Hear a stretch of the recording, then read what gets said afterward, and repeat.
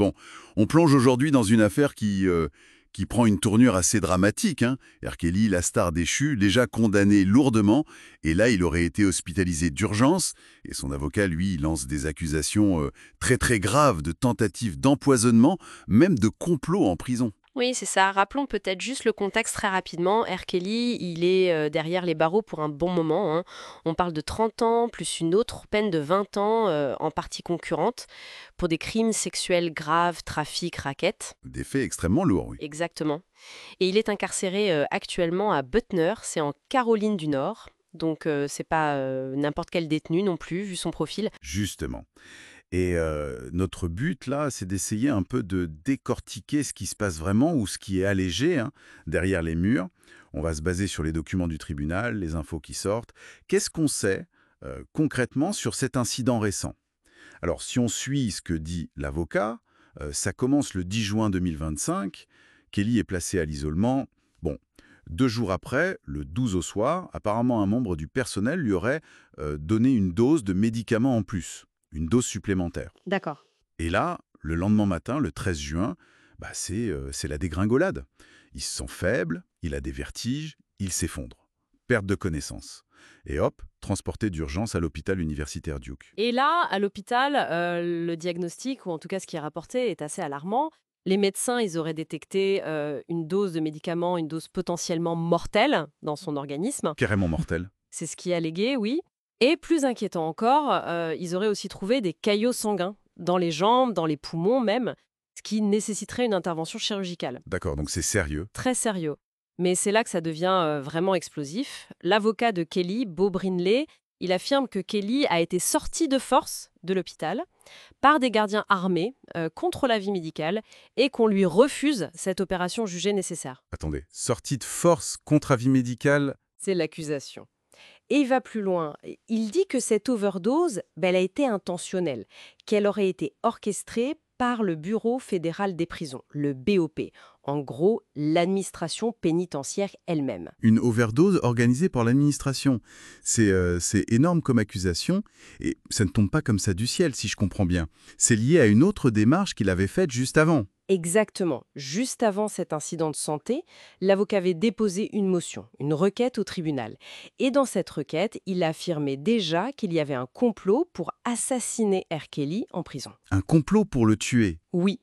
Et ça s'appuierait sur quoi? Sur la déclaration sous serment d'un autre détenu, un certain Michael Glenstein. Apparemment, il serait un chef présumé d'un gang de prisonniers assez connu, l'Aryan Brotherhood. The Avian Brotherhood. Qui témoignerait pour R. Kelly?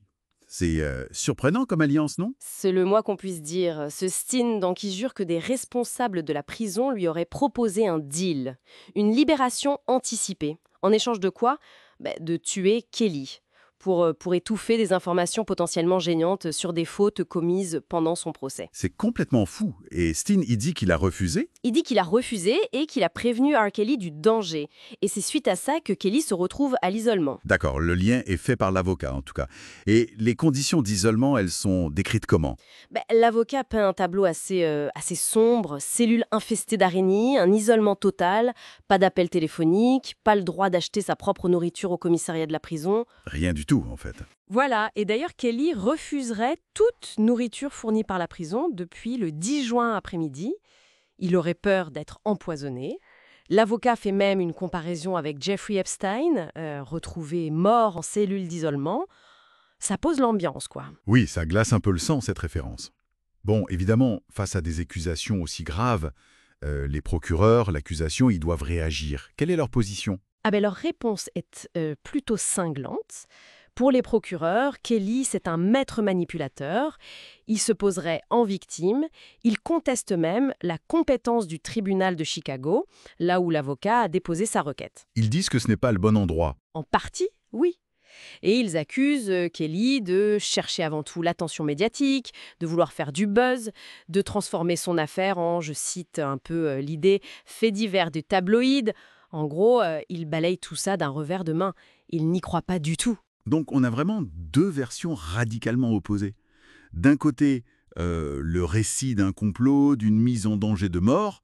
De l'autre, le rejet total, l'accusation de manipulation médiatique. C'est parole contre parole. Complètement. Et au milieu de tout ça, il y a cette information un peu étonnante sur sa créativité en prison. Bah oui, racontez-nous ça. Ça viendrait d'une interview que Kelly aurait donnée à un podcast fait par des détenus apparemment. Et dans cette interview, il dirait avoir écrit et même enregistré 25 albums depuis qu'il est incarcéré. 25 albums? En prison? C'est ce qu'il affirmerait, tout en continuant de clamer son innocence bien sûr. Et il aurait dit utiliser, je cite, la patience comme une arme. Difficile de savoir ce que ça vaut, mais ça ajoute une dimension particulière au personnage et à sa situation actuelle. Oui, c'est pour le moins. Inattendu comme déclaration dans ce contexte. Donc pour résumer, on a une situation extrêmement tendue, des accusations gravissimes de l'avocat de R. Kelly, tentative de meurtre, complot, conditions inhumaines, appuyées par un témoin pour le moins surprenant. C'est ça. Et en face, on a les autorités judiciaires qui réfutent tout en bloc, qui parlent de manipulation.